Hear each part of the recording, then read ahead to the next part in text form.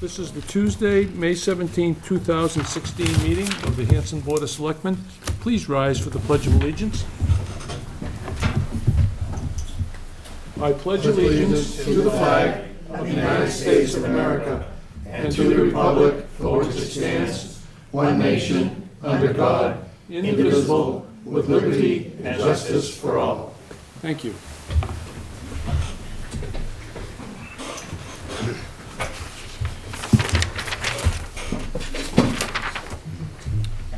Public announcements and upcoming meetings.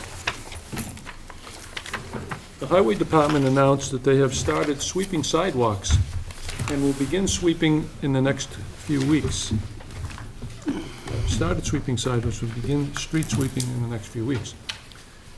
Absentee ballots are available at the town clerk's office for the Saturday, May 21st annual town election, and also the important vote on the override, which is ballot question 1. Any registered voter who is unable to vote in person on election day due to absence from town, physical disability, or religious belief may obtain an absentee ballot. Voters may vote absentee in person at the town clerk's office or by mail.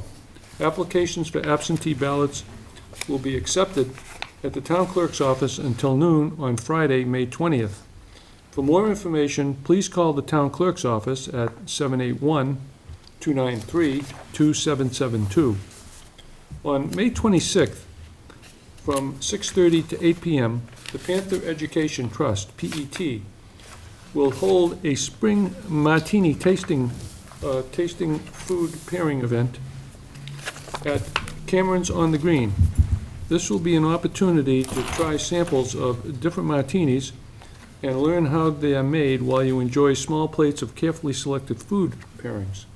Try a pear ginger martini while you nibble on a pear and spinach salad. Sip your lemon drop martini as you nosh on a lemon piccata chicken, and savor your berry martini as you indulge in your mixed berry tart. Please be sure you have a designated driver when you're through. Everybody laughing? Get it out now. This is an adult event to benefit PET. Seating is extremely limited for this event, as we will only be selling 50 tickets. Tickets are $50 per person.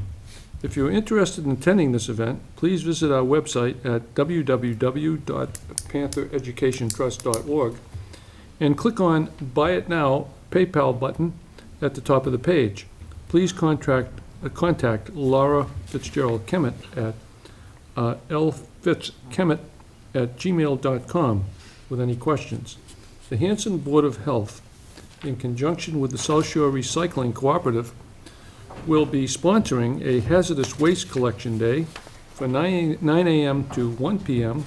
on Saturday, June 4th, at the former Plymouth County Hospital. For information on the acceptable items, please go to the town website at www.hanson-ma.gov. Upcoming meetings. The final Plymouth County Reuse Committee on Wednesday, May 18th, 4 p.m. at the police station. The Community Preservation Committee, Wednesday, May 18th at 7 p.m. Board of Selectmen, Tuesday, May 24th at 7 p.m. And the Open Space Committee meets on Wednesday, May 25th at 7 p.m. And that concludes our announcements and meetings. Now, it is my distinct pleasure to ask Beth Sloan to come forward, and we will have the swearing in of our new town administrator, Mr. Michael McHugh. Mike has a master's degree from Bridgewater in public administrations, and before coming to Hanson, he served in similar capacities in the town of Mendon, Avon, and Rochester. I'm sure all of us are going to wish Mike well, and he has assured me he is here for the duration, and he would like to retire in the town of Hanson as our town administrator. That is true. Years from now, though, right? Okay. So without further ado, Would you raise your right hand, please? You, Michael McHugh, solemnly swear that you will faithfully and impartially discharge upon all the duties incumbent upon you as town administrator to the best of your abilities in accordance with the bylaws of the town and the laws of the Commonwealth. I will. Congratulations. Thank you very Welcome much. aboard.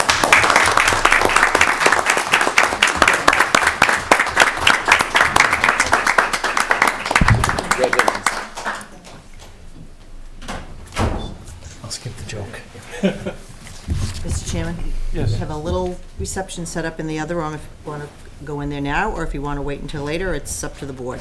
We'll take a brief recess. Mr. Chairman, if I may, I'd like to point out that I do have yes. some family here. My mother, my sister Katie, my uncle Jim, and my aunt Pat. So I appreciate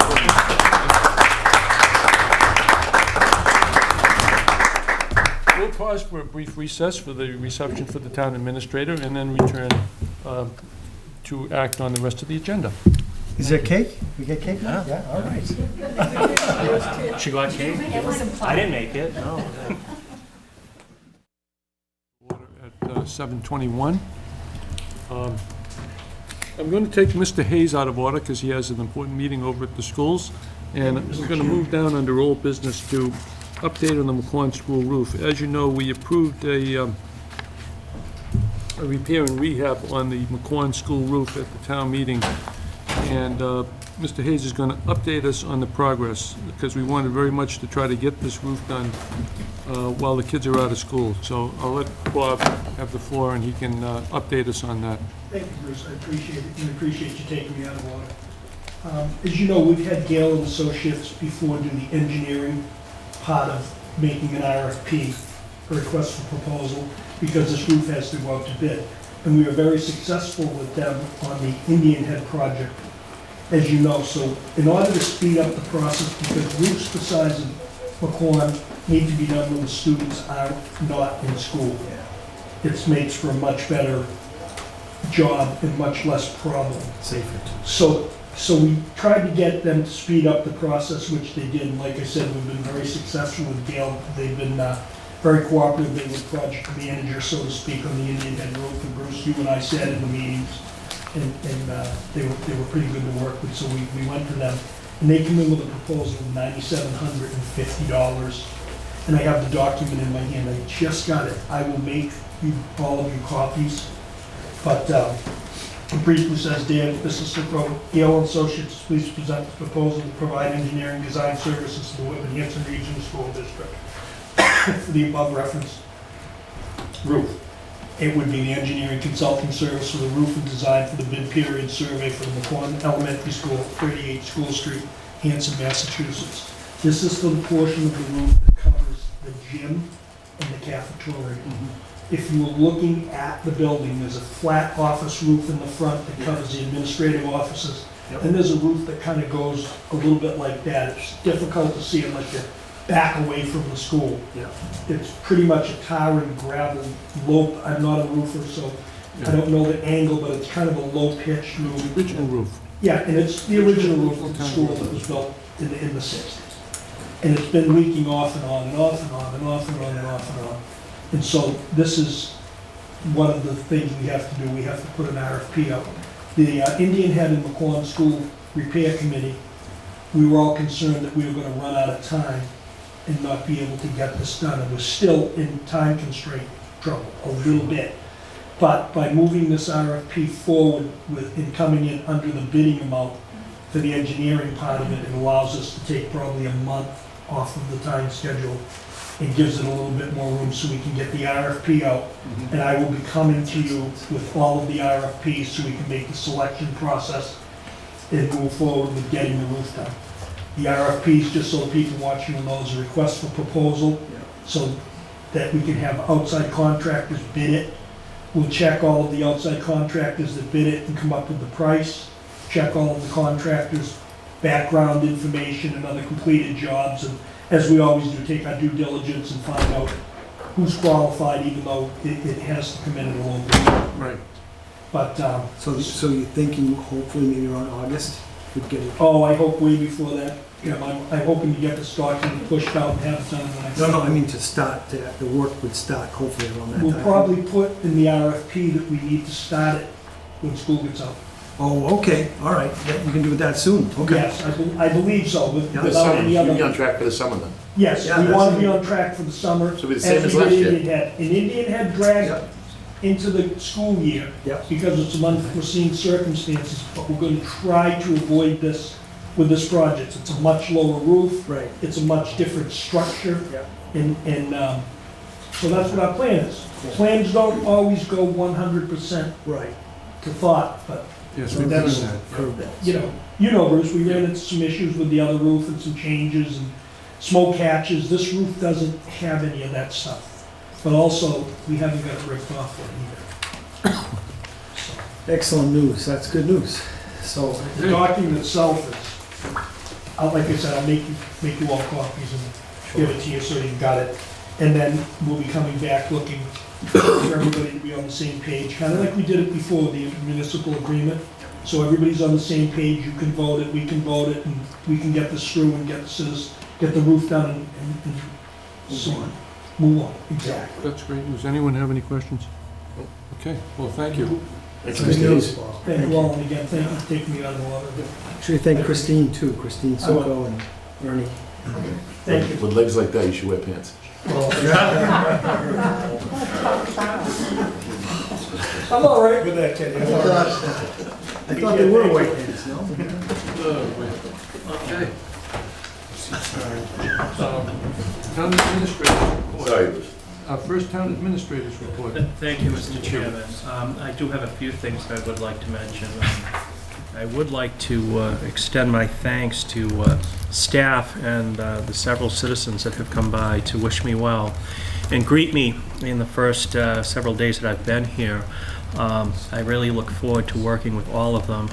I am setting about in the next week or so to sit individually with department heads to get an idea, again, one-on-one, where the department is going, where they would like the department to go, and start to build those sorts of relationships with staff. I have visited the police station, the fire station, and the highway facility. I will get over to the library and over to the Council on Aging, I'm hoping this week, and any other facilities that are appropriate to visit at this time. I would like to mention, through no effort of my own, actually it's all Mary's effort, that we do have Wi-Fi in the building now, that the tablets are, if not here, they're on their way, and that we will be setting each of the individual selectmen up with an email address. So that will be coming down the pike, and Mary has put all that together, and I thank her for all her work. I would like to mention a couple other things. It was mentioned, I believe, at town meeting, and I have read about the fact there is a electronic voting committee to take a look at electronic voting, perhaps at a future town meeting. I did want to mention to the board that in a previous town in Avon, we did introduce that sort of voting, those devices. They worked quite well, so I would offer the committee and offer the selectmen any experiences that I have had with it to try to help facilitate that. I think that if introduced properly, it makes an awful lot of sense, and I think people, whereas they might have been a little hesitant when they were first put in their hands a few articles into a meeting, they actually enjoyed using them. I plan on, and it'll be a long-term project, in looking at all the policies and procedures in town to see what needs to be tuned up, what new ones may need to be added and put before the Board of Selectmen for consideration. That will be, again, that will be a long-term and ongoing process. I actually, oddly enough, I kind of like doing that. So I like writing up policies and procedures and updating them. So I will be doing that. I have made arrangements to meet with State Representative Cutler on Monday. I have reached out to Senator Brady to speak with him, hopefully in the next couple of weeks, to start developing those relationships. I will be bringing before the board in next meeting or so a request for the town of Hanson, the Board of Selectmen, to consider signing a community compact with the state of Massachusetts. I will give you more information on that, again, prior to an upcoming meeting. And basically what that is a commitment by the town of Hanson to look at efficient ways of doing things either individually or regionally. And what that basically allows the town of Hanson to do, besides availing itself of technical help from the state, is it also puts the town of Hanson in a more advantageous place in terms of grants and whatnot.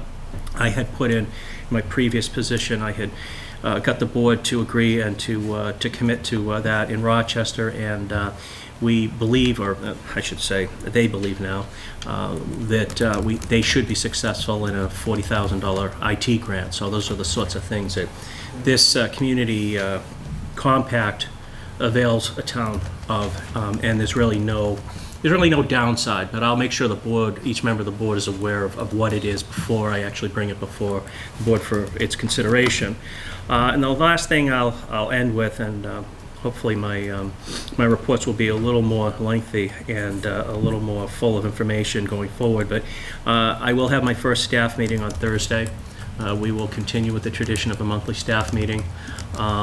And I found those very successful, very productive in every town that I've served in the past. So I look forward to having those, and if the Board of Selectmen has any information that it would like me to bring to one of these meetings, by all means, let me know. I usually check before meeting with the chairman if there's anything in particular pressing that he would like to have put before the staff members. So, and I usually report back in the following meeting as to if anything of great substance happens. So, and that'll be the first of, I hope, many, many reports, Mr. Chairman.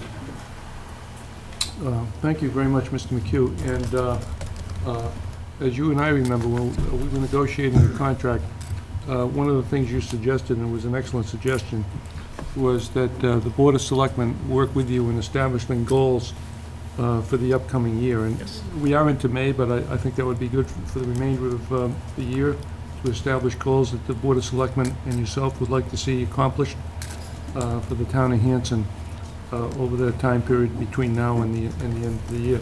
So I'm going to put that on the agenda for the next Board of Selectmen's meeting. And Certainly, sir. we can talk about that between now and then. That's great. Okay. All right.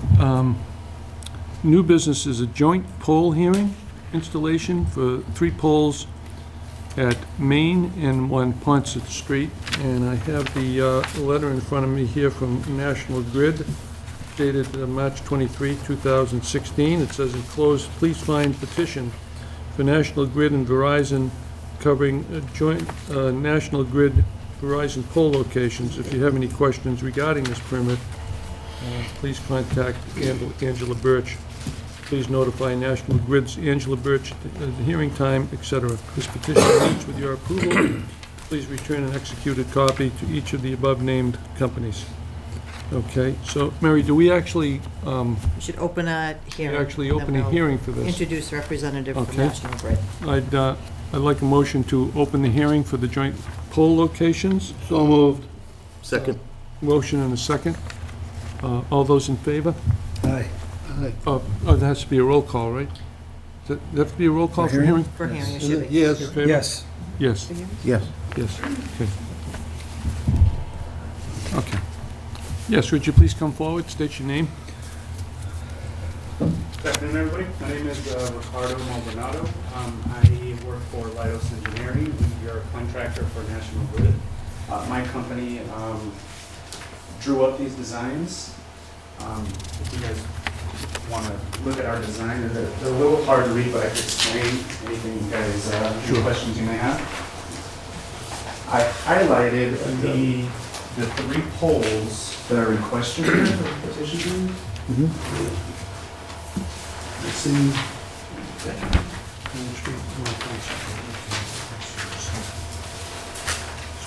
Thank you. And I have a couple more if anybody else is interested. On that one, go.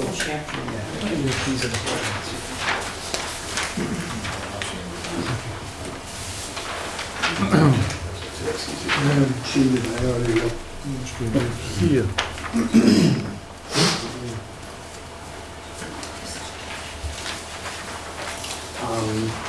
All right, ladies and gents, so National Grid is proposing 3 poles at the intersection of Monpont and Main. And, excuse me a second, I received this today. The designer for this project had to go away on family reasons, so I kind of took over for this unit today. So I'm a little unclear as to the reason, but I wanted to open up with a reason why the project is being done. And I know the project is being done because National Grid is removing a long stretch of poles through a swampy area in town due to future maintenance going through a swamp and just disturbing the environment. So what they did is they rerouted some of the power through Hanson down into Main Street, which is why it looks pretty busy there. The blue lines represent an install of overhead wires. The red lines represent a removal of overhead wires. So the highlighted areas show 3 blue circles and X's. The blue circles represent a joint-owned pole, meaning Verizon and National Grid own this pole. They're both on this pole. The blue X represents a sole-owned pole, solely owned by National Grid. Only National Grid will be on that pole. And these poles are being installed within the right-of-way. We've checked with the local city, and we are installing the poles approximately,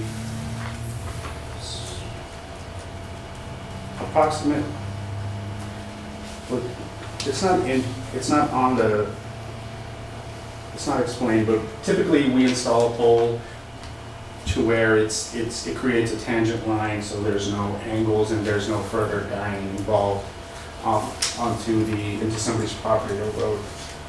Across the street, at the corner of Main, on the north side, we are installing an anchor within the public right-of-way. It is what we call a sidewalk anchor. So it is an anchor that is not diagonally down. There's a tension pole coming halfway down the pole. Exactly, pushing it out so the wire comes straight down to the back of the sidewalk. So if anybody needs to mow around it, they don't have to mess with a funky angle at all. Yeah, so it's that's basically the overview of that. If anybody has any questions, I'm happy to answer this. I got a couple. Sure. On Main Street, there's 2 24-inch water mains that run from Pembroke to Brockton. And there's one 12-inch water main that runs on Montponset Street for the town of Hanson. So I'd like you to contact the highway surveyor and also the water department, superintendent, to make sure, because some of these poles are on the edge of the road, and sometimes the drainage is there, sometimes the main might be there, and just make sure that there's no water main breakage in this town at this particular moment. Absolutely. At every location that National Grid installs where we penetrate the ground, we do contact BICICLE, and BICICLE looks into that, as well as the local water company, and some towns have what they call a notice of excavation, and they either go through their own facility or they'll let BICICLE take care of that. Just make sure, because at this moment, the town of Hanson's water tank is shut down. It's being painted and refurbished. So we're on another supply of water, so we can't afford to be I'm just gonna grab out a of can real water. quick and- During that time. Huh? Sure. We've had enough problems with pressure problems, and it's been breaking the main. Had 6 breaks. I know. Right.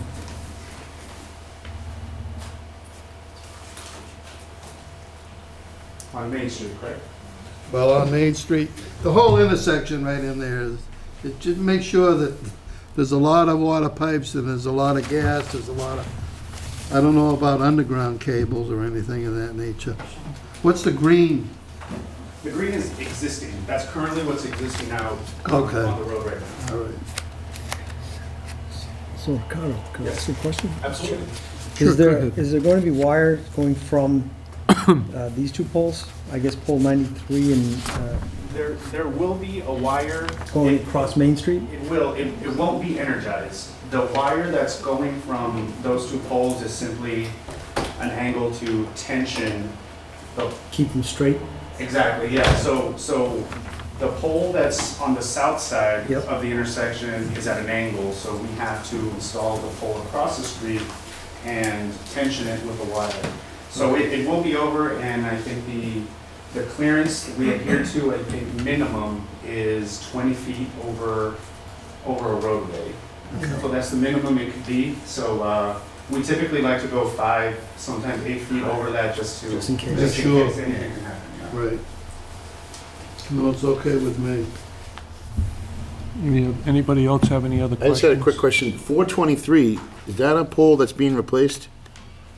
423. Yeah, just north, just a little bit north. It's that one where you said the tent, 420. No, that is a new install pole, 423. That's a new, That's a new. because when I got this on Friday, I actually went by there this weekend and looked, there's a pole over there. What's wrong with the pole that's there, the existing pole? There is this is the pole that's I think there's a convenience store there? Yes, it is. That's right at the Speedway. Is it It's right in the corner. the metal pole that's holding up the lights? Yes. So we can't technically attach to that pole Oh, okay. because the wires that are coming off that pole that hold up the street light, it could somehow get closer. Okay. You know how street lights swing back. everywhere? Yeah, And, that's the one that's tagged with the light. We definitely don't want that to happen, so, which is why we installed this pole. And this pole should be approximately, at minimum, 3 feet away from that pole, if not more. But at minimum, probably 3 feet. And the last question I have, how long is all this work gonna take? That's something I will have to get back to you on. I just got wind of this meeting today, and Okay. I would definitely get back to you guys. Okay, thank you. Yes, sir. Carmen, do you guys check with the neighbors too? Let them know?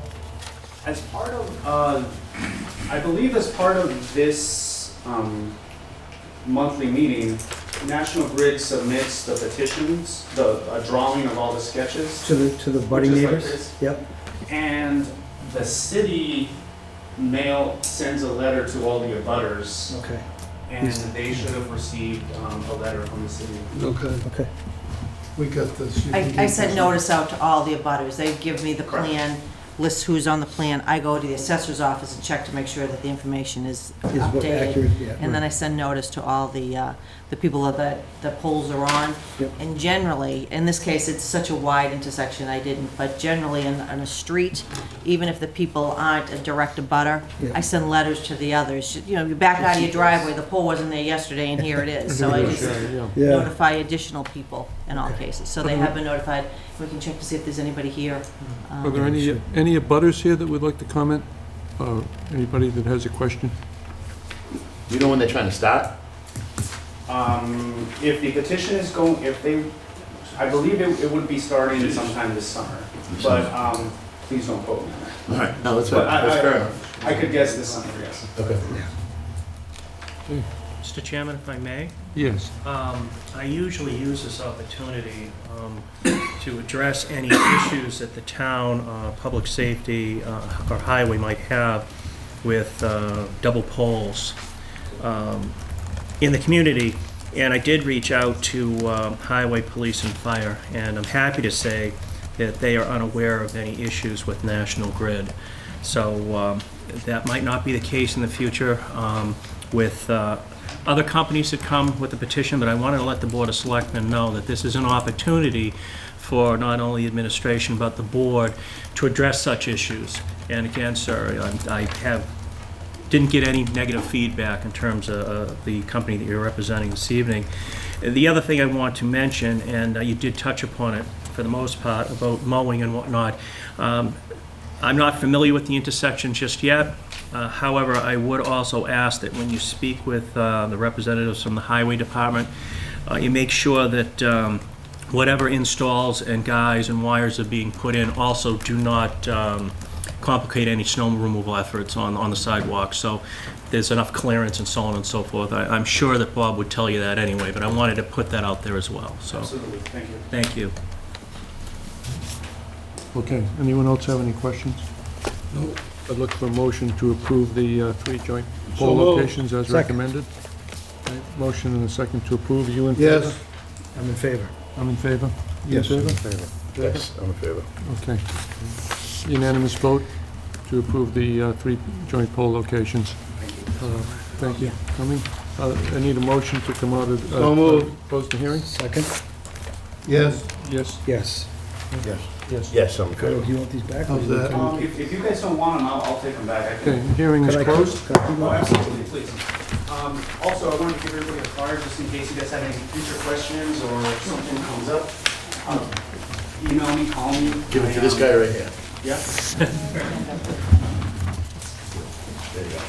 Okay, thank you. Thank you. Thank you. Yeah.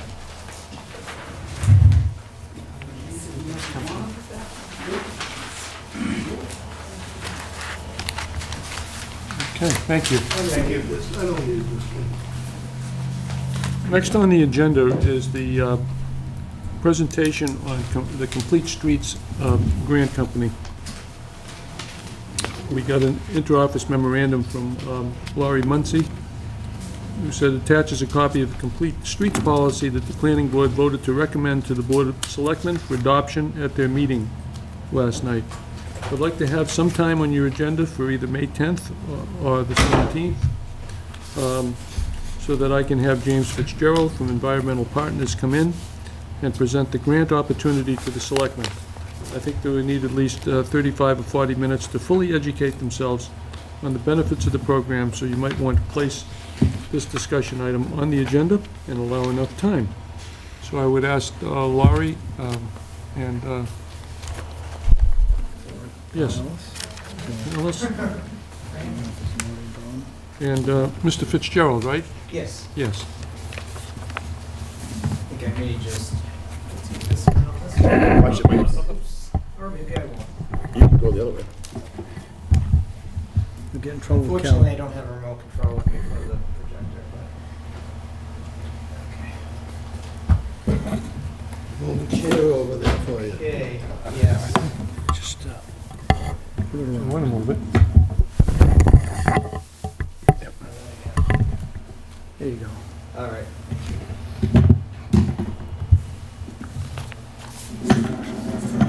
So there is a, thank you very much for having me. My name is Jim Fitzgerald. I'm with Environmental Partners Group, and we've been meeting with the town on this Complete Streets funding opportunity that's now out there. And so before we talk about the funding program, we thought it would be a good idea to talk about what exactly are complete streets. So you have a clear understanding of what this is and what's included.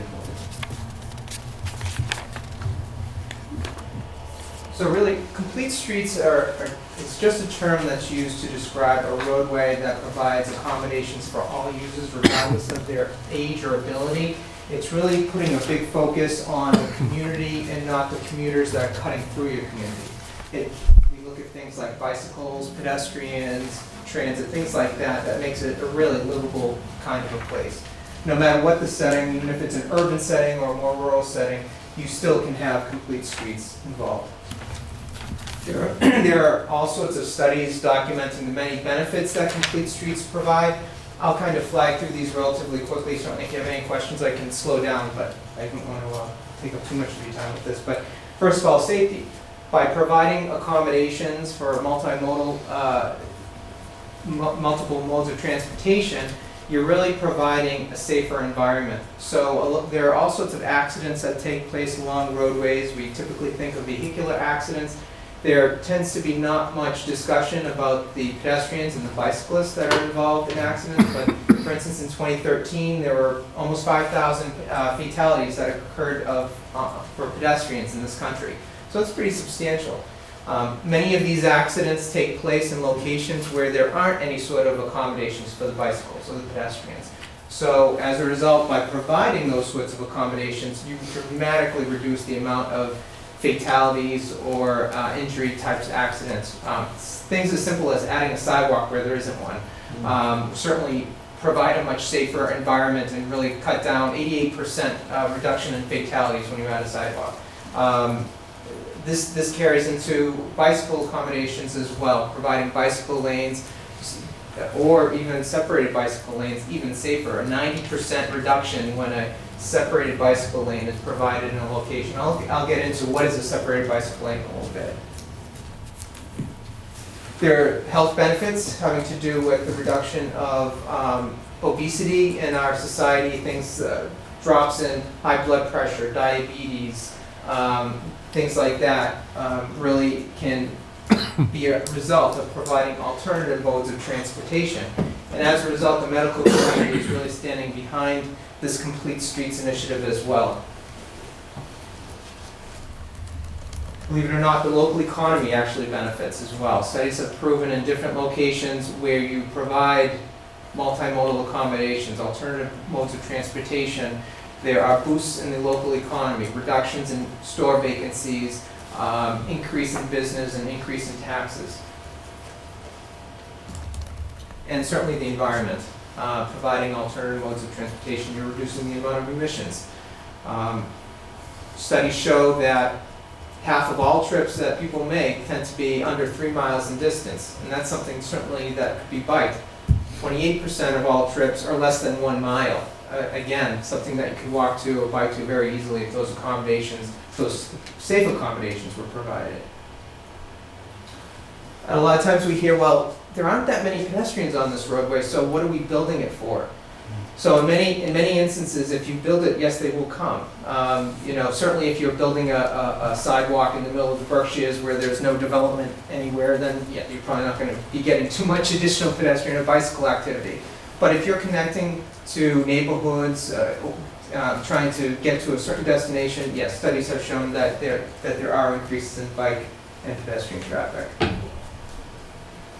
So there are all sorts of considerations when we look into designing complete streets, and certainly a one-size-fits-all approach does not work with complete streets. There are all sorts of different differences in every setting. So if you look, for instance, at this, why is it so busy? Let me see if I can get this a little bit. That was me. No, it's not you.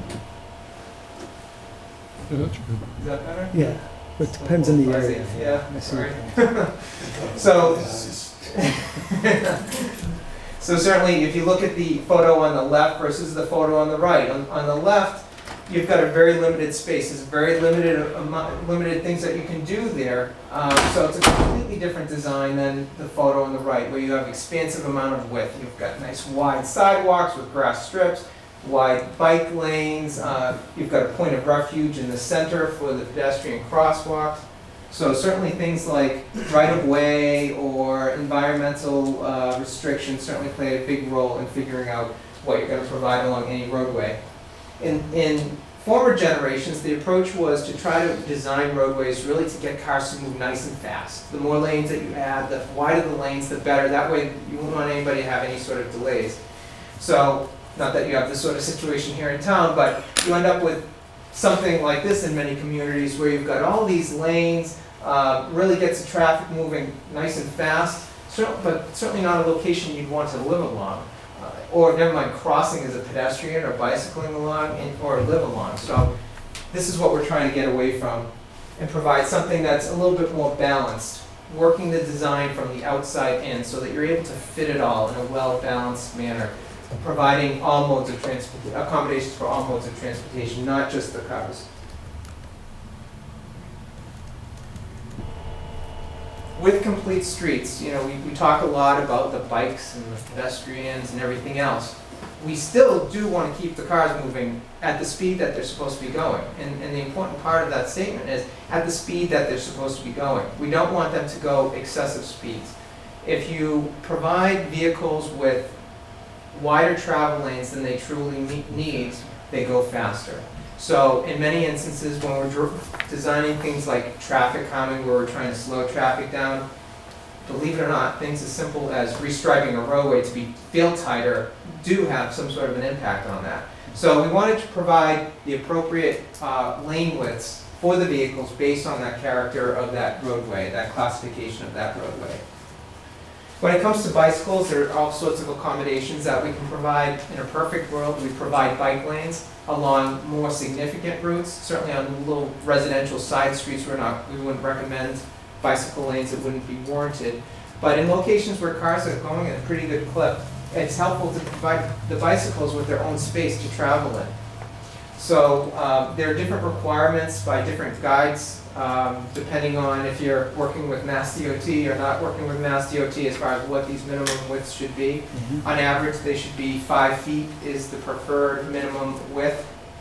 You might be able to get away with something less than that if it's not a Mass DOT roadway. Most of them in Hanson, I think, are around 40. What's that? Right-of-ways. Oh, the right-of-way is 40? Right-of-way. I say most of them. Yeah. A lot of some are 50, some are 40. Sorry. Yeah, yeah. So plenty of width in there to play with, certainly. This is not really a situation that you have so much here in town, but certainly in more urban locations or town centers where there's on-street parking, a big issue tends to be parked vehicles opening their doors on the bicyclists, and as a result, It hurts. yeah, it's a very common type of accident. So what we do in that sort of instance is make sure that we have adequate width for that bicyclist as far as that bicycle lane is concerned. In locations where you have excessive pavement width and you can really afford to use more width up, we have buffered bicycle lanes where there's a buffer zone, just striping between the bicyclist and the moving vehicle, or between the bicyclist and the parked vehicle. Then there are shared use lanes. In locations where you have slightly slower travel speeds, 35 miles an hour or under, and there are low to moderate volumes in bicycles and vehicles, you can do shallow pavement markings. That's this double arrow with the bicycle symbol underneath. It also helps in locations where you're restricted in width. That's one of the prime benefits of it. Again, parked vehicles opening their car door tells the bicycle where they should be traveling, so if that car door does open, they don't get taken out by it. And so you might say, what on earth could a simple pavement marking like this provide? What benefit could that provide? Well, it actually encourages the bicyclists to stay in the roadway where they belong and not travel up on the sidewalk and impact the pedestrian.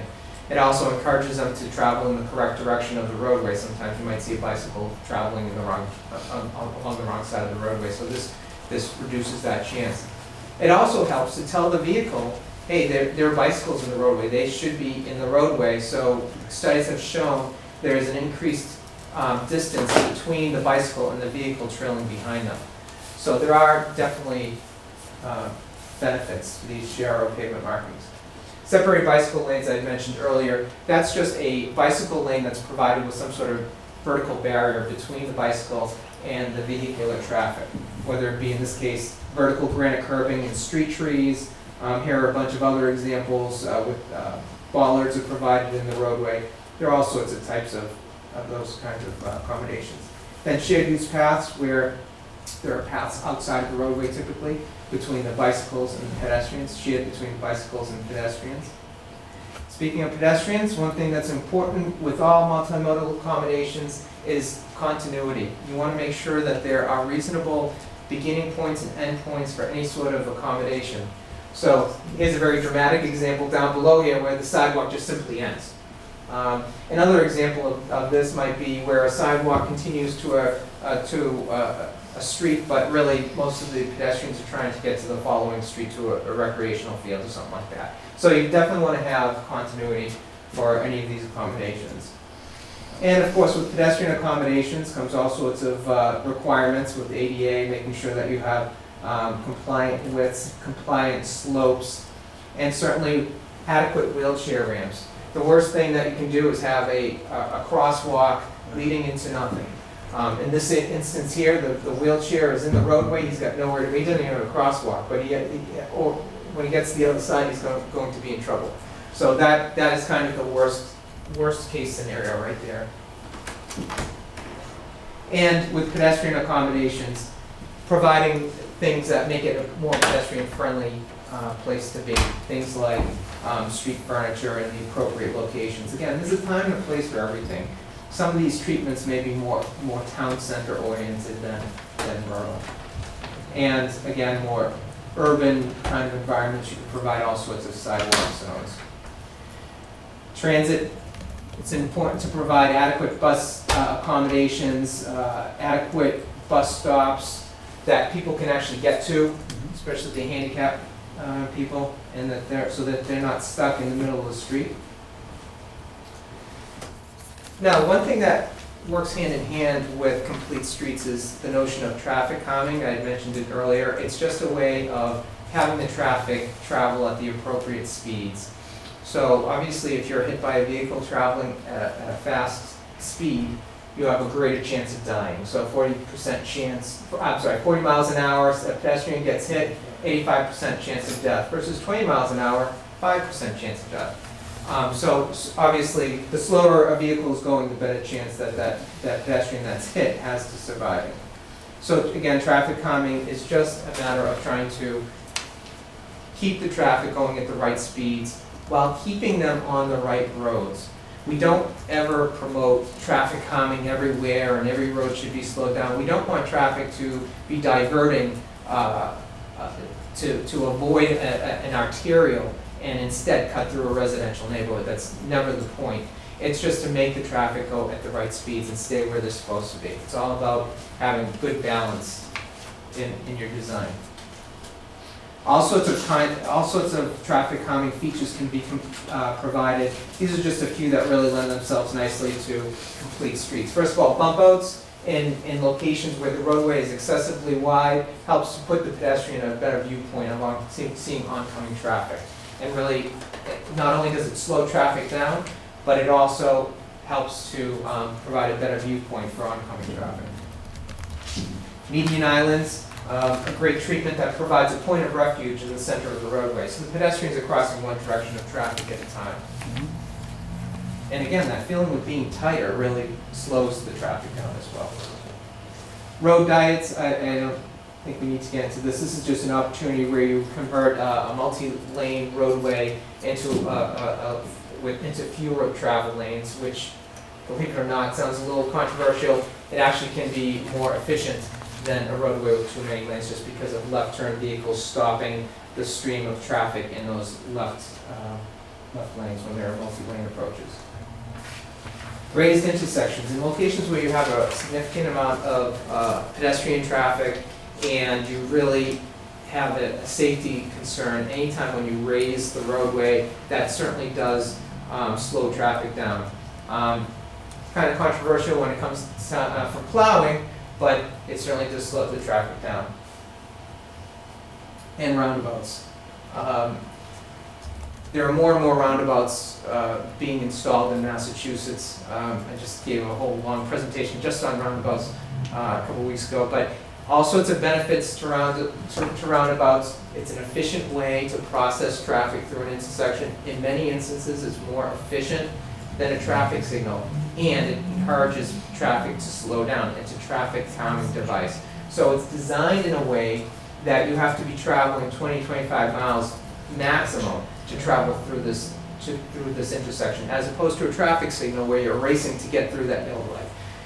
It's also helps for complete streets where we're having very short pedestrian crossing distances along each leg with a point of refuge in the center.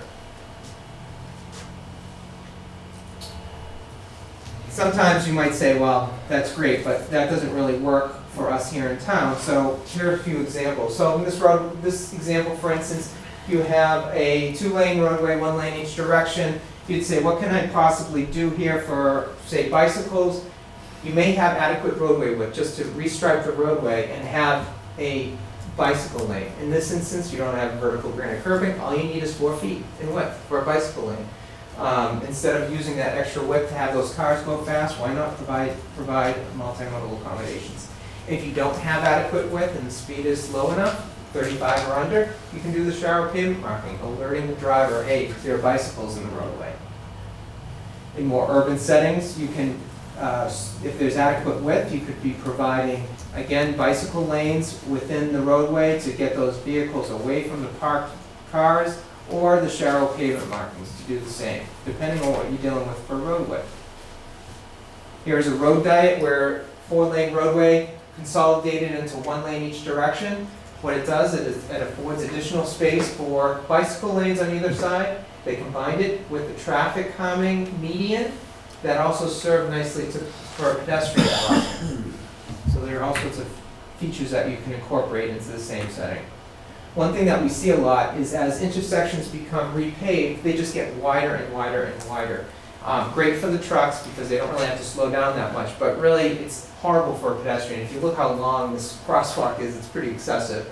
So what we want to do when we're looking at intersections is to design them to accommodate those trucks, while but requiring them to slow down a little bit to be able to maneuver through in order to provide better accommodations for the pedestrians and much shorter crossing. The less time the pedestrians are in the roadway, the better. So complete streets have the concept of complete streets has been around for a while. Massachusetts, believe it or not, was one of the first states to really jump on the bandwagon with all sorts of initiatives since 2006. And as a result, they have all sorts of requirements, policies, engineering directives having to do with what should be provided when it comes to transportation on their roadways. Other states are following suit.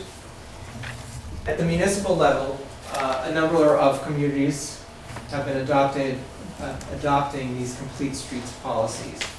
And these policies are just a 4 or so page document that identifies that the town is going to consider implementing complete streets where it makes sense, where they can do it financially and where you have enough width to do it. It's a policy that goes through the whole process of selecting where complete streets will be used, how they'll be funded, how it's planned out. And again, the key point here is it's a realistic approach. A complete streets policy is not intended to say you shall have bike lanes on every roadway in town and you're going to have to spend all your Chapter 90 money on doing this. That's not the point. It's just trying to make things better to the best of your ability. Each year, complete streets policies are ranked by the National Complete Streets Coalition. Massachusetts has been faring quite well in the past years. In 2014, for instance, we had 5 cities and towns from Massachusetts that made the top 10 list. So, right now, this slide here says there are 712 complete streets policies out there. At this point, there are probably significantly more because of this complete streets funding that I'm going to be getting into in a minute. So the different parts of a complete streets policy includes vision and purpose. It's the community's commitment to look for opportunities where they can provide accommodations, what your best practices will be for providing complete streets, how things can be implemented to the best of your ability, and just a periodic evaluation on how we're doing with this. Are we kind of keeping tabs with complete streets? What can we do better? So now, as far as the funding is concerned, Massachusetts has come up with a funding source for complete streets, known as complete streets funding. You may have heard it referred to as Chapter 90I funding. It's really, for this initial period, the funds were originally coming from the casinos, quite honestly. $12.5 million to be spent between 2016 and 2017. And it's just being used as an incentive to get communities to adopt complete streets policies and to start thinking about complete streets. Fortunately, a lot of communities are already doing this sort of, have already adopted these policies regardless of the funds, and also value what the benefits they provide. The funding procedure is basically in 3 tiers. So tier 1 is a complete streets policy is to be developed and adopted. Tier 2, the prioritization plan is to be developed. And Tier 3, the projects are to be reviewed by Mass DOT. I'll be going through each one of those. Mass DOT allows us to proceed with Tiers 1 and 2 simultaneously in the interest of time. There were some delays in getting this program out. There were a number of changes over the course of the last year. So as a result, they've allowed communities to do Tiers 1 and Tier 2 simultaneously.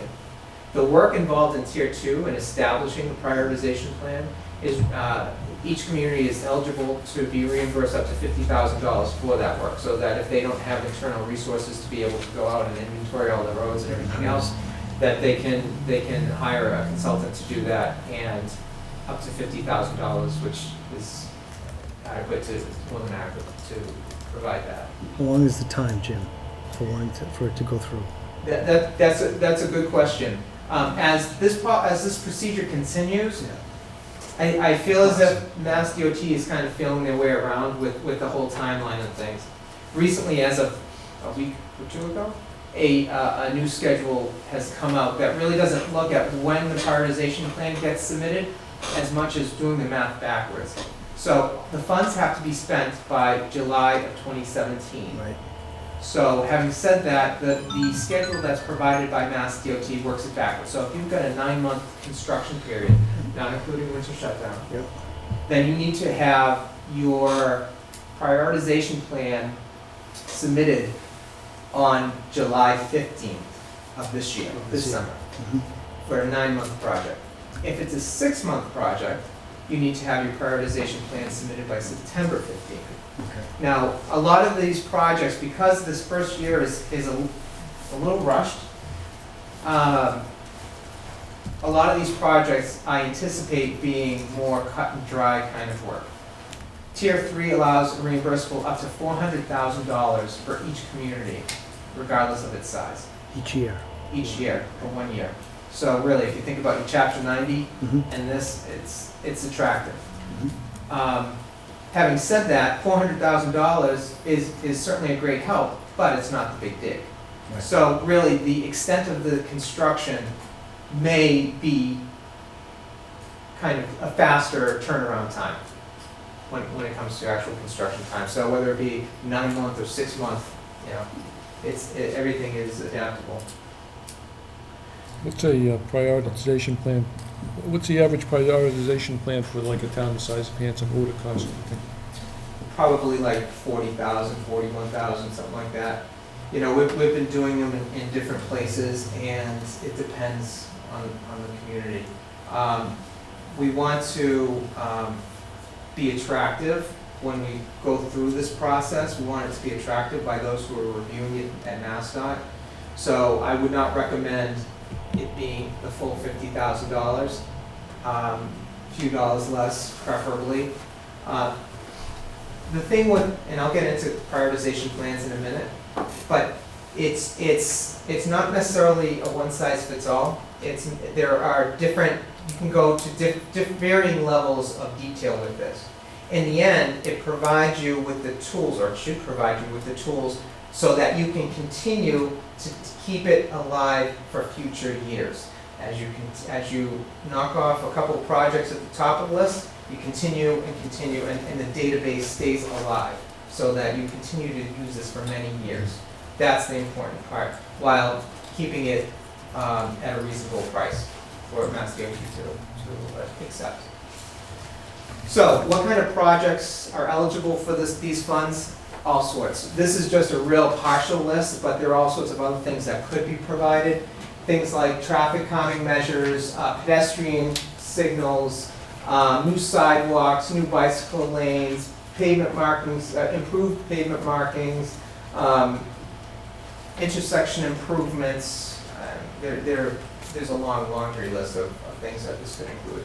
Just things that involve complete streets. So, Tier 1, complete streets policy, and it has to be prepared, and it is. And it's got to be reviewed by Mass DOT and receive a score of 80 or above. So there are different criteria that are required to be met in order to achieve this score.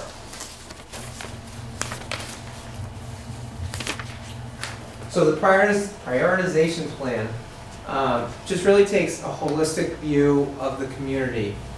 There's more than one way of doing it, although Mass DOT provides templates of scopes of work. But really, it should be something that works for you, the community, and it's not, again, not a one-size-fits-all approach. So what typical things are involved is doing a gap evaluation, identifying what you have and what you don't have. So looking at things like sidewalks or bicycle lanes, where you have them, where you don't, how do they fall in proximity to key locations like schools or recreational fields?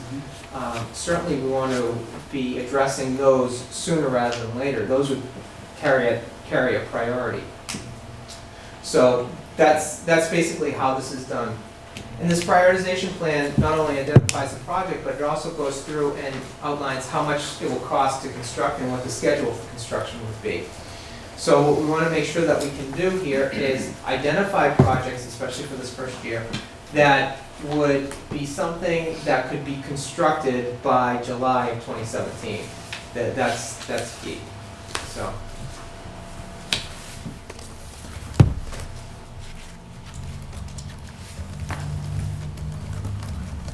Then, once you complete your complete streets policy, prioritization plan, then you submit it. By the way, all of this is being submitted online on the Mass DOT portal. They have a portal already set up. And you fill in your information, and as you complete one tier, or you submit a PDF of it, and they review it, and they email the town back as far as when they're done.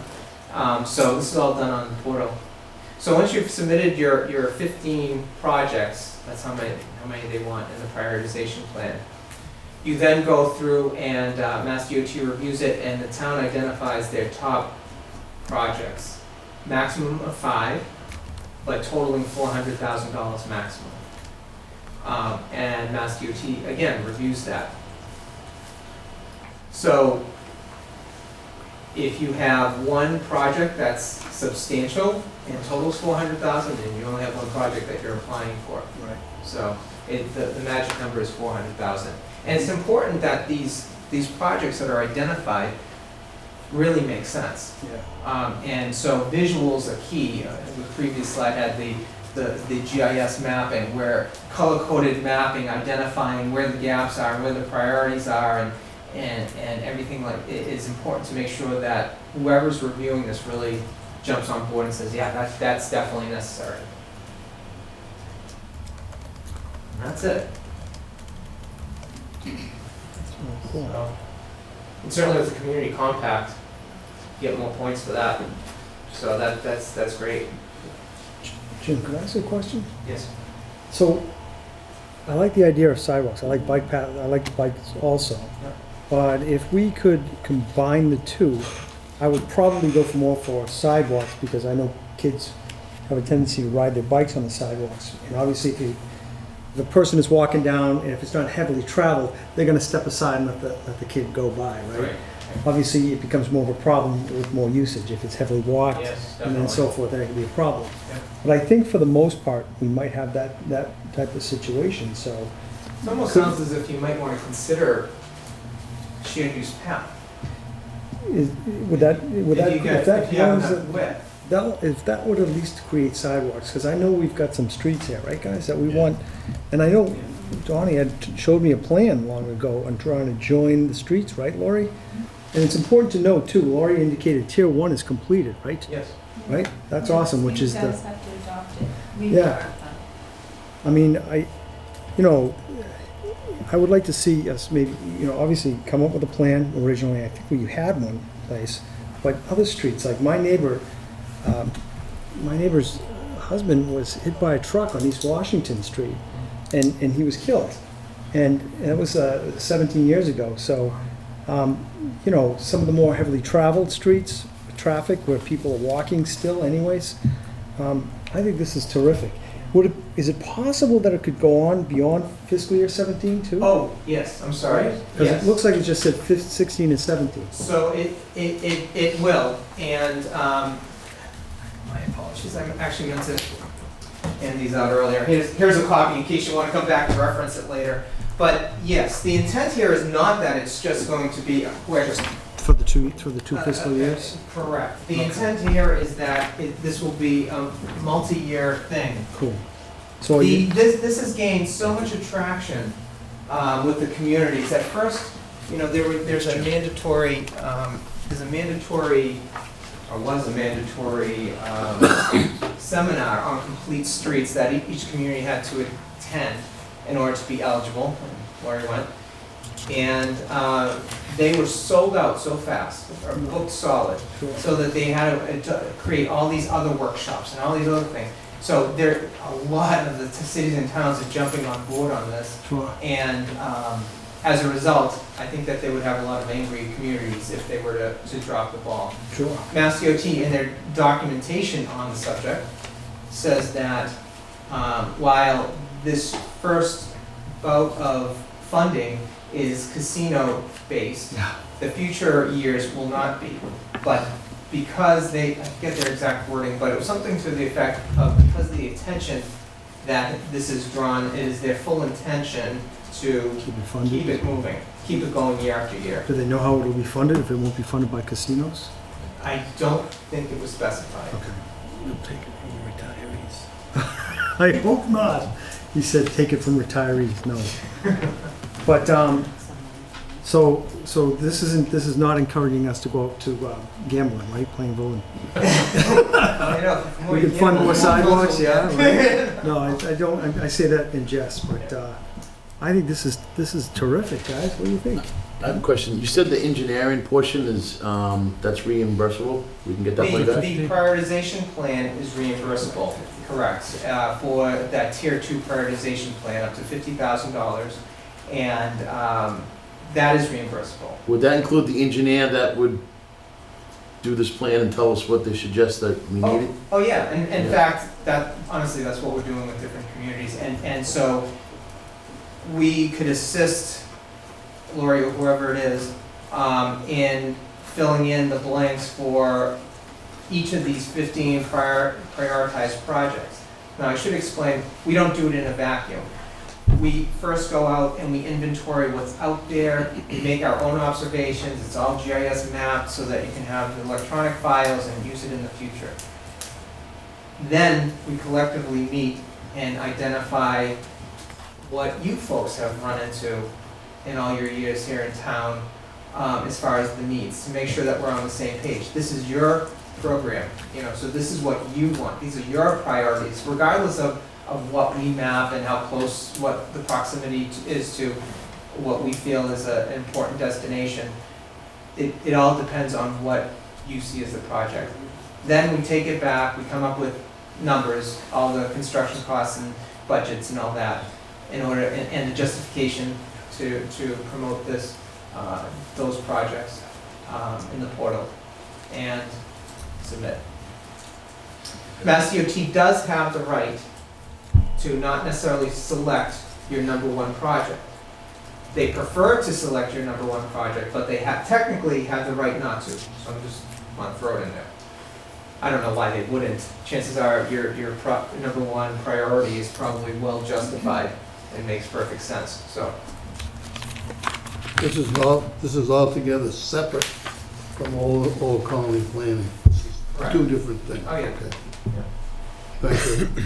The funding for the technical, for the funding itself for the technical assistance, I'm assuming the town puts the money up front. You complete the technical assistance. Once that project is completed, it goes to the DOT to be approved. And if they approve it, they'll reimburse the money for the technical end of It's it? kind of like the Chapter 90 process where before anybody does anything, we provide you the scope of work that follows the Mass DOT template worded in a way that's customized to the town. Yeah. And then the town goes under a contract with Mass DOT. Once they sign on the dotted line, and by the way, Community Compact helps in that too, so that's great. Once they agree to it, then the town goes under contract with us, and it becomes reimbursable for you. We do the work, the Mass DOT reimburses the town the 40 whatever thousand, Okay. and so that's kind of how it But works. we have to put the money up first? I mean, is that, Well, you That's have what to it sounds allocate the like. funds. you have to allocate the funds first, right? Correct. And then, correct. which means, and Gotta go to town if it's not 40,000, then you'd have to go to town meeting with an article, get the town meeting to fund the 40,000, go forward with it, and then what you just said. Right, the other thing to keep in mind here is that, the same as, likewise with the projects themselves. Yes. So you're talking up to $400,000. Right. No guarantees you're gonna get $400,000 on the dot, but it depends on what the numbers come in at and how competitive it is. One thing that we are recommending is the sooner you act on it, the better. Mass DOT doesn't really know, since this is the first time they're doing this, exactly how many submissions they'll get and how much will be left. Sure. So, I actually just spoke with Lou Vito, the person who's heading this up at Mass DOT. I checked in with him again a couple weeks ago. And what he was saying is that in the future rounds of this, that they will be coming up with more structured timelines on things. Again, they have to build their way around at this point. Schedule, like. Yeah. Yeah, because if we'd known about this, say, a month ago, we would have put it on To fund it. the May town meeting warrant. Mr. Chairman, if I may, Yeah. I need to look at the particular article that was voted at town meeting. I obviously didn't put the warrant together, but typically there is an article on every annual town meeting warrant that basically gives omnibus authority to the Board of Selectmen to enter into these sorts of agreements with the state. Again, you may have already, in a sense, authorized something like this going forward. I'll have to look at the wording of what you voted, but again, typically every year there'll be an article that says authorize the Board of Selectmen to enter into contract with the state and usually the county for grants and other such things. But so let me take a look. You may have already been granted this authority. Cool. Okay.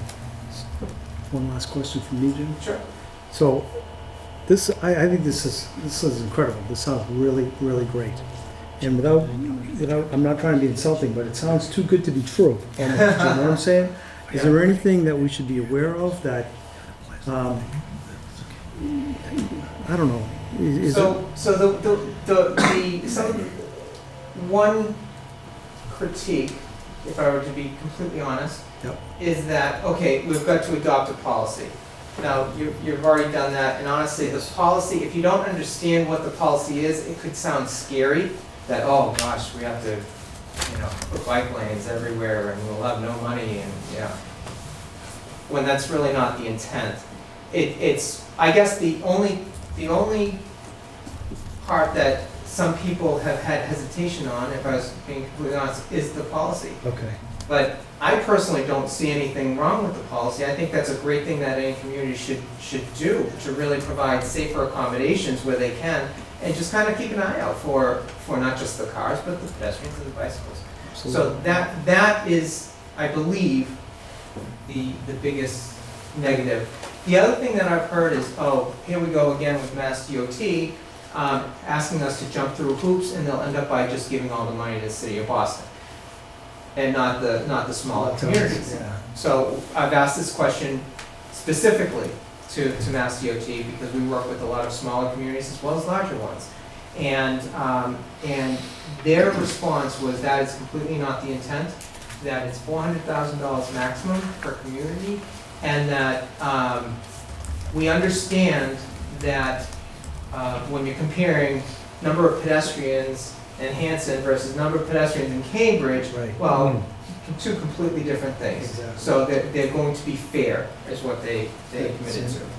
So those are the two things that I've heard on kickback. Thank you. Okay. Anybody have any questions? So this question here. Yes, Laura?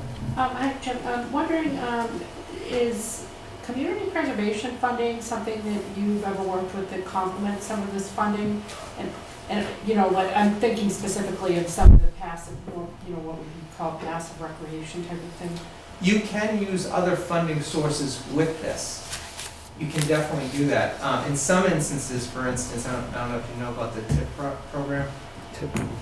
Transportation Improvement Program. Yeah. So it's the. The old Connolly. Yeah, right. Yeah. So that's kind of the larger scale projects where you're soliciting federal funds and whatever. In some instances where you have a larger scale TIP project, for instance, and you want to extend the multimodal accommodations another couple of blocks because it makes perfect sense, you can latch the two together. Likewise with any sort of funding source, Okay. so. Okay, so, But timing is important though. The timing has to sync. Laura, did Norwell try that? Did Norwell try to use CPC funds for No, sidewalks? they tried to, yes, for sidewalks, that's why I said bike path. I understand. Yeah. Yep. The sidewalk, it is really, really strict, like it has to be part of a historic restoration. And Did they got get shot taken to down? court. We don't, yeah, they got taken They to did, court, we don't yeah. want to repeat that, Right. yeah. In fact, one of the specific project questions with this program that they ask is, are there other sources, funding sources necessary to complete the project, and are they all lined up and ready to go? So, yeah, that's just one thing you just want to make sure everything is lined up. So do you offer this to other towns too, like Hanover and Pembroke and? Yeah, we've, right now we're working in Newton, Mhm. which is, you know, a very different setting and a lot more, they're asking for the full 50. Working in Somerset, getting there, different communities are in different levels of being complete. I think Newton is the one that's furthest along. We're just wrapping up their prioritization plan, which was a huge undertaking. But other communities are still at the early stages of trying to get the ball rolling and understanding that, sure, we would love to, in some instances, this could potentially be double the amount of their Chapter 90.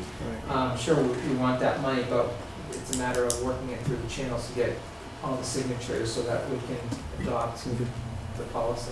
I was thinking more in terms of like, so when you have two towns that were on their line, and Yeah. that was, and they're both working on to have a sidewalk on that street, Yeah. you know what I'm saying, where they come together? You know, that makes perfect sense, and certainly I think of that as being a more coordination Right, kind of an right, effort. yeah, okay.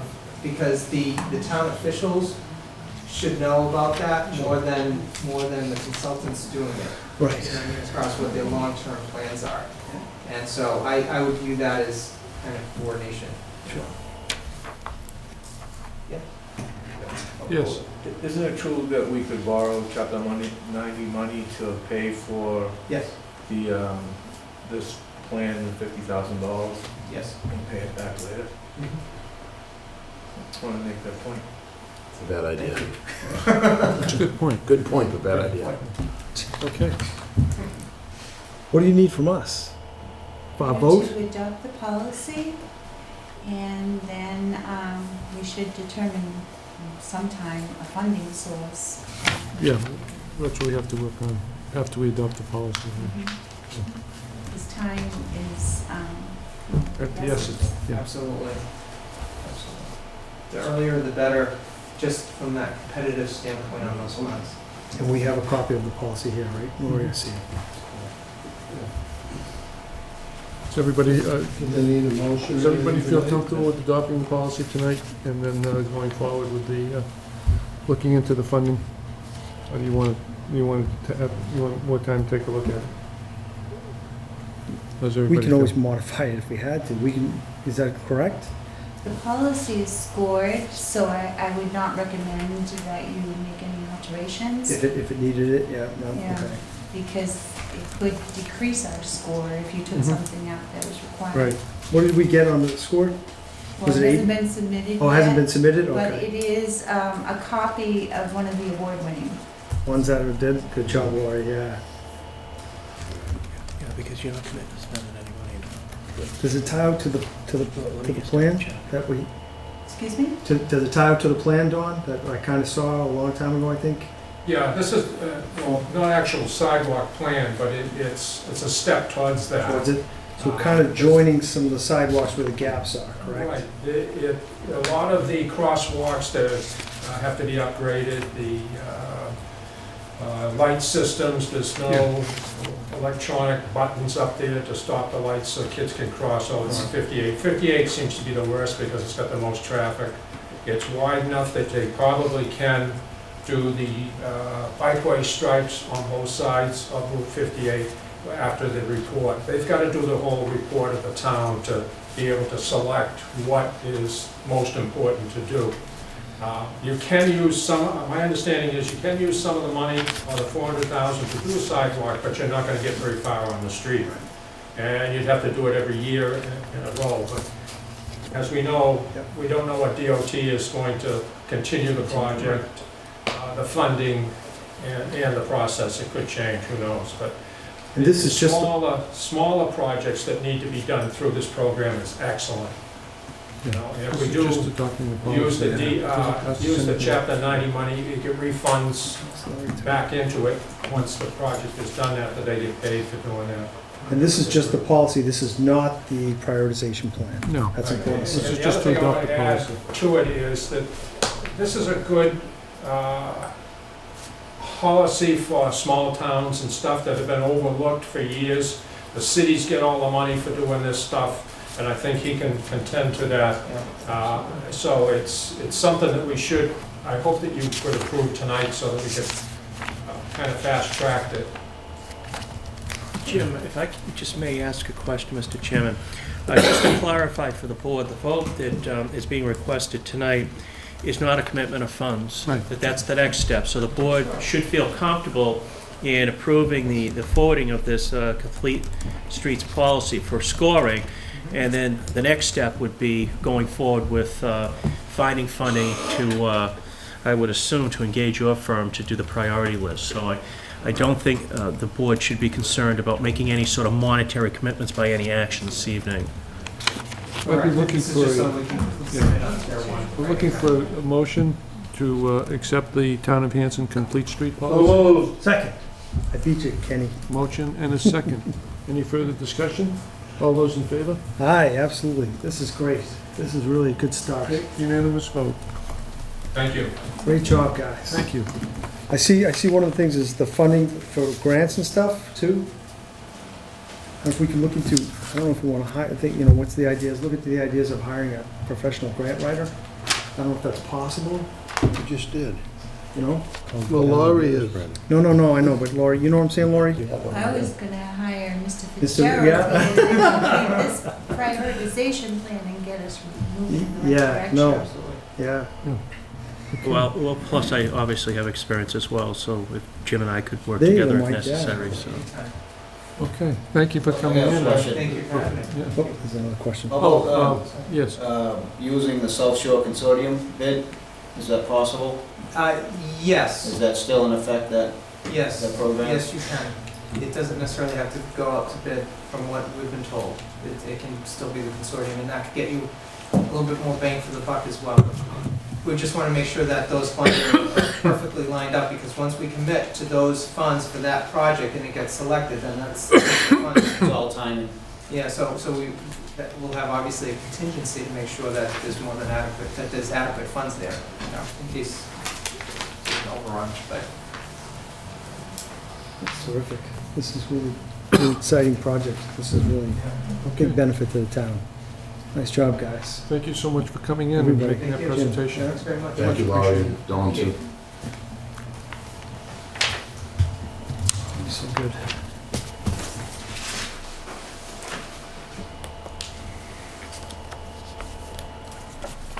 Okay.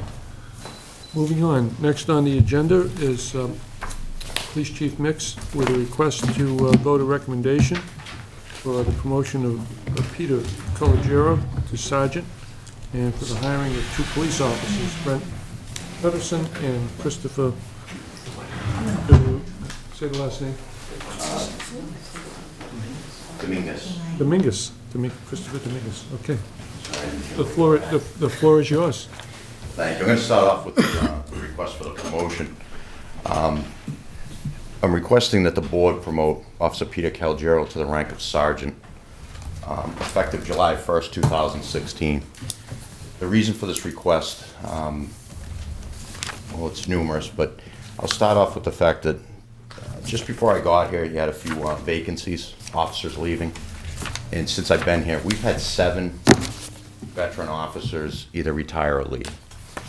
As we're hiring new ones, which we'll get to in a minute, that's leaving, well, there's a lot of experience leaving the building, leaving the force. Peter has been a police officer here in Hanson since 1995. One of the things I've noticed since I got here with him is he's very thorough. I've noticed him always willing to help the other officers, especially the newer officers coming in. Back in August of 2014, there was a sergeant's exam given.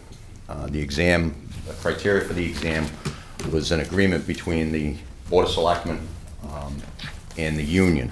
Part of that agreement was there'd be a list established from that exam, an assessment center would be good for 2 years. That list still exists. Peter is the next highest scoring individual on that list. So besides his qualities and what I've seen him do, the promotion process started in August of 2014, and I'd like to take advantage of that list now. Peter's a graduate of the University of Massachusetts. He has a bachelor's degree in criminal justice. He's worked as a school resource officer, so he has good relationship with some of the younger people in town, and he still helps down in that capacity with some of the summer programs that we do with youth. The reason that I want another sergeant also is right now there's a couple of shifts a week, 2 to 3 shifts a week, that there is no sergeant on duty. So a senior patrol officer would act as the officer in charge. And this will plug that hole in my scheduling. I would have a sergeant scheduled for every patrol shift. Obviously, you'd have a vacancy from time to time when people take vacation, but it would plug that hole in the scheduling. So with that, I'm requesting the board that they promote Officer Peter Calogero to the rank of sergeant effective July 1st, 2016. So moved. Second? We have a motion and a second. Any discussion on the promotion of Peter Calogero to the rank of sergeant? Hearing none, we'll move to the vote. All those in favor? Aye. Unanimous vote. Thank you. Thank you very much. Good job, Peter. Moving on, I'll give you a brief history as to why I'm here asking for 2 more officers as well. These aren't new positions, these are filling vacancies.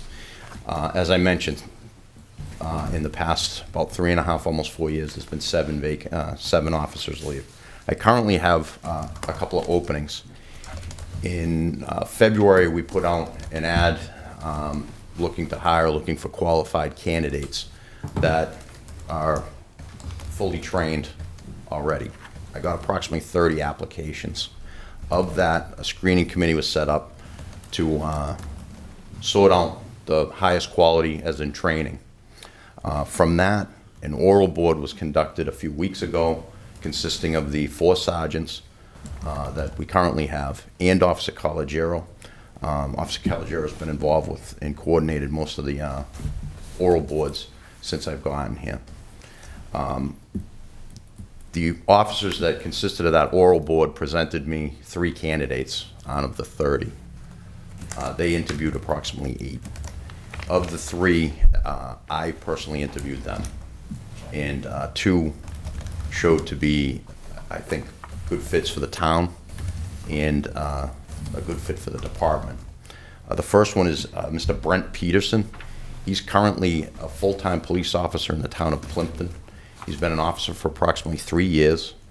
Prior to that, he served for 4 years at the Plymouth County Sheriff's Department. He graduated from the Plymouth Police Academy, as I said, 3 years ago, and he has a bachelor's degree from Western New England College. He will not require the 20-plus weeks at the academy and would be able to be on the road in as little as a few weeks to a max of 90 days for cross-training. The other candidate is Mr. Christopher Dominguez. Mr. Dominguez was a full-time police officer deputy sheriff assigned to the patrol division in Hillsborough County, Florida. He had a family illness, and due to that came back to Massachusetts to help on his family. That right there shows a lot of character to me, to give up a promising career to take care of family. I mean, we all need to do that, but unfortunately, some people don't do that or don't step up. He's currently employed for the Norfolk County Sheriff's Office as a corrections officer, working inside the jail. He has a degree from Endicott College, a bachelor's degree in criminal justice. And he has a very important piece of paper from the Municipal Police Training Committee, which is an advisory letter stating that his academy in Florida will be accepted in Massachusetts. His cross-training will be very minimal. It's approximately 90 days. Again, a big savings and expense over 20-plus weeks in the academy, plus a break-in period here. I've been through that process that the Municipal Police Training Committee put together. I was actually unfortunate enough to be the first one when they changed the standards to hire somebody in Carver, and I managed to see the glitches that they had in their system at the time and work through them. So I'm very familiar with how to do this. It should not be an issue. And again, you're bringing 3 years of experience down in Florida as a patrol officer and 2 years working up here as a corrections officer inside. Both candidates came out of the training, or excuse me, came out of the oral board, highly recommended, and as I said, I interviewed them personally, and I both think they'll be a good fit and a very good addition to the town of Hanson. With that, I'm requesting that the board, and I'm going to do these in order of each officer, if you don't mind, because Mr. Dominguez will be a little bit different. I'm asking the board to make a motion that Mr. Brent Peterson be given a conditional offer of employment as a full-time police officer in the town of Hanson, providing the following conditions are successfully completed. He completes a medical exam, a background check, a psychological exam, and then I'll come back to you for final appointment by the board. So right now, we're making a motion to give him a conditional offer of employment so I can move forward, and I'll have to spend some funds on these tests and the background check. So moved. Second. Okay. All right, we have a motion and a second. Slow, sir. I know. Sorry, That Ken. Mr. Brent Peterson be given a conditional offer of employment as a full-time police officer in the town of Hanson, providing the following conditions are successfully completed: medical exam, background check, psychological exam, and then the final appointment for the selectmen. Are there any questions or information that you need to gather from the chief in order to make your vote? Anybody? Just Chief, what's the approximate cost savings we do with no academy training necessary? Salary-wise alone, these two would save us about $40,000 just in salary. Thank you. Okay. Any further questions for the chief? Hearing none, we'll move to the vote. All those in favor? Aye. 5-0. Okay.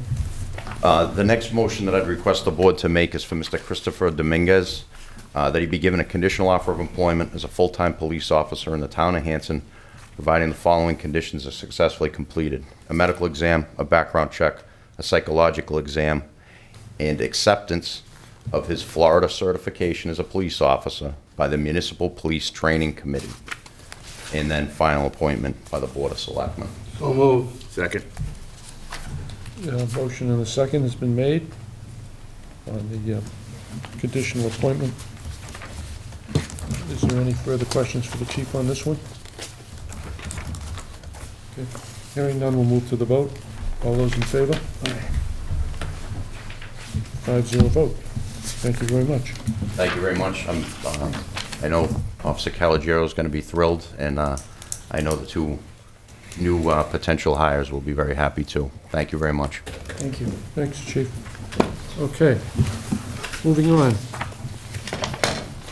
Under old business, I think we're going to table these next two items, if I'm not mistaken, correct? At least the license Oh. I don't know about the bluegrass bogs. I don't know Oh, about the that. next, no, the first item, I'm sorry. Just the first one. Vote to accept the license of the Whitman Amateur Radio Club of Hanson Emergency Communications. That's going to be tabled. So the next item on the agenda is to vote the license with the Old Town Productions for Bluegrass on the Bogs Festival, which I believe is scheduled to begin this Friday, correct? Yes, sir. Yes.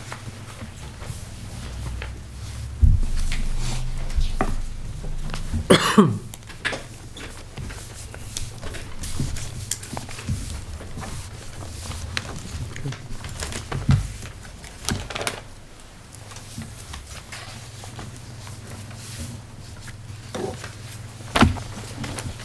have the agreement. Everybody had a chance to review the agreement?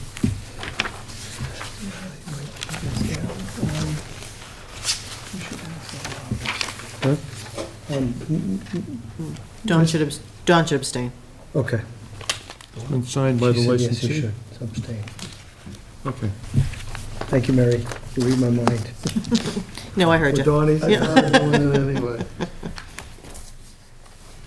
So, can I have a motion to vote to approve the license of Old Town Productions for Bluegrass on the Bogs Festival? So moved. Second. Moved and seconded. Any discussion? Have we gotten everything, Mary? I believe we've received everything from them. They've sent us the insurance certificate, which I've sent off to town council and to the insurance company. They had an amendment made to their insurance policy, which was also been sent to the insurance and to town council. I have signature on the agreement. He faxed that to me. He sent me a list of the cabin rentals as well as the tent sites that has been received. He's already been in contact with the police chief with respect to the number of detail officers required for the 3 days.